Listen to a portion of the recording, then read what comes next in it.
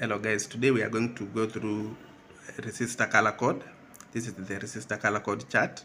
In the resistor color code chart, we have the first digit, the second digit, third digit, and the multiplier.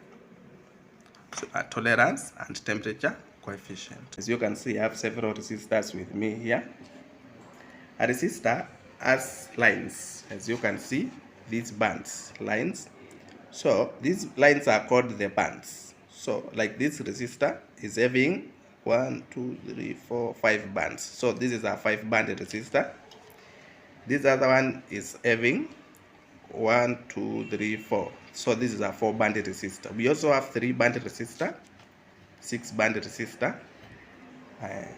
Now we are going to determine the value. We are going to determine the value of this resistor using the resistor color code, and then confirm the value using the multimeter. You hold your resistor with the gold part at your right hand side. As you can see, this is the gold part which is at your right hand side. Now, as you can see, the first band is brown.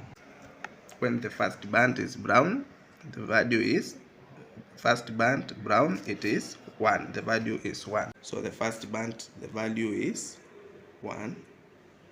As you can see, the second band is black. Let's see from the chart, the second band is black, it is 0. It is 0.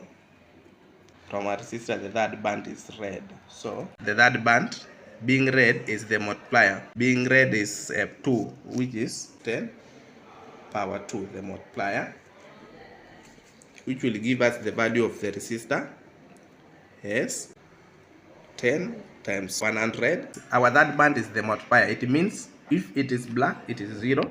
It will be 10 power 0. When it is 1, it is 10 power 1, which is 10. So our multiplier goes by the powers of 10. Our last color in our resistor is gold. As you can see, our last color is gold. Gold is the tolerance. The tolerance is plus or minus 5, which is plus or minus 5%. So the value of our resistor will be 1000 plus or minus 5%.